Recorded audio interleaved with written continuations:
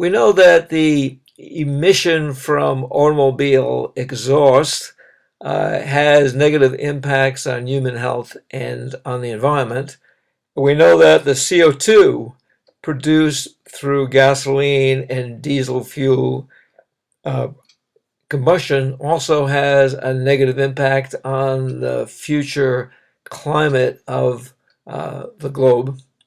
Therefore, it's important to think of ways that we can, practical ways that we can reduce the emission from automobiles. Among those, seems like one simple approach is perhaps we can be driving less in the future.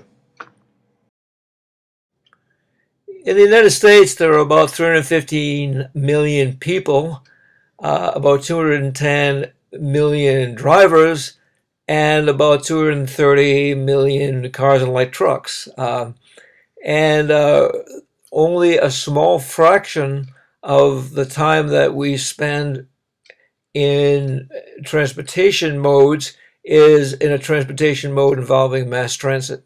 So clearly one of the things that we can look at would be ways of expanding mass transit in such a way that people would actually end up using it. If you visit New York City or Boston or Mexico City or Washington, D.C., you'll see some of the best transit systems in the world. These subway systems and related bus systems are very effective in moving people around the city and out of the city into the suburbs. But these systems seem to really work best in high density areas where the population is big, highly concentrated, and actually it makes more sense and is more economical to commute or to travel around the city or out to the suburbs or from the suburbs into work by subway or other mass transit than it is to drive.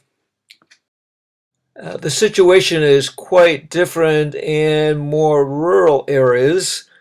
For example, if you've tried to take buses around Eastern Connecticut, or if you try to take buses, say, from Willimantic to other locations, it's certainly possible. There's a good bus system out there, but it's very time consuming and not particularly convenient. So one of the problems with mass transit systems is that it certainly works best where there's lots of people, where there's a concentration of people, and that's where most mass transit systems are really focused. There also is long distance rail and light rail, which is a more debatable proposition as to whether that pays off with significant savings in reduction of pollution in the long run. Most of us enjoy being in an urban environment where we can get out of our cars and have good pedestrian access to shops and restaurants and interesting sites. So if you go downtown Boston or downtown New York, it's quite enjoyable to be out on foot.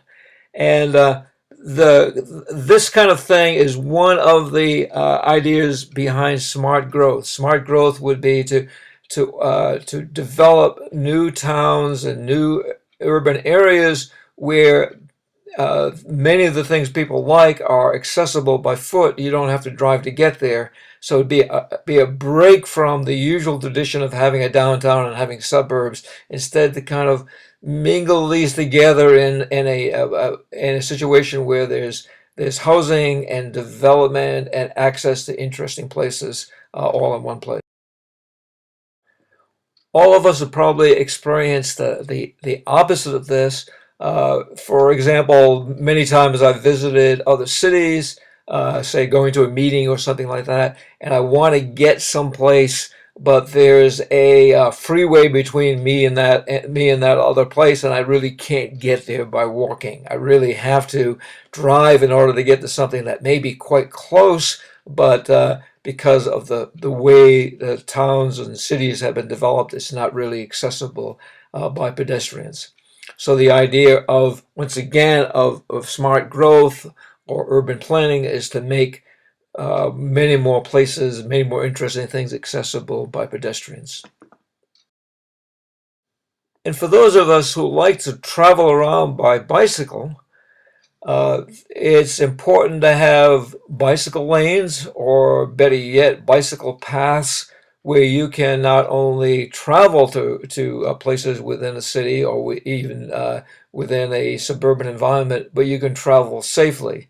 So the kind of situation that we see in the right-hand side of this picture, where you're traveling, bicycling in congested traffic, it's certainly exciting. It certainly gets the adrenaline pumping, but it's not attractive to very many people because of the inherent danger of you being out there in traffic.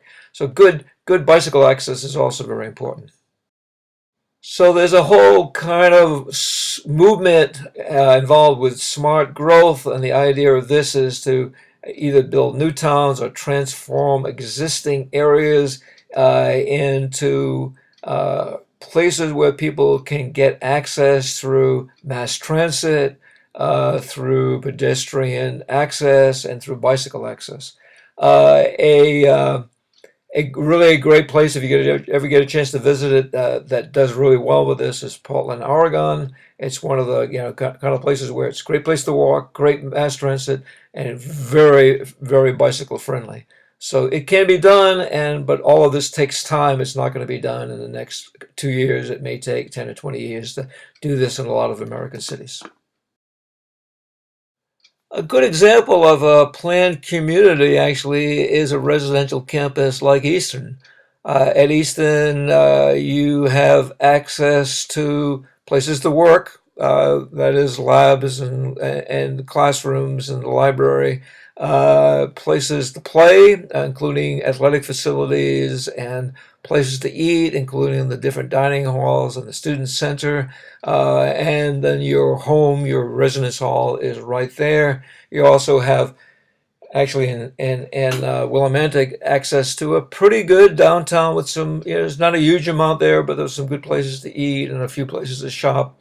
So this is really kind of a pretty good model for the way a lot of people would like to be living back in their home communities. One of the things that seems to be changing are the way people interact with each other. There's more online social media interaction. Some of that probably means that there's less need to be driving to meet up with people. You can kind of have quite a few social interactions without actually having a face-to-face encounter, or you can actually use, and you would know more about this than I would. Many of you are real experts in using social media in order to achieve your social and practical ends. There's some thought that these kinds of web-based interactions will really change the way we actually use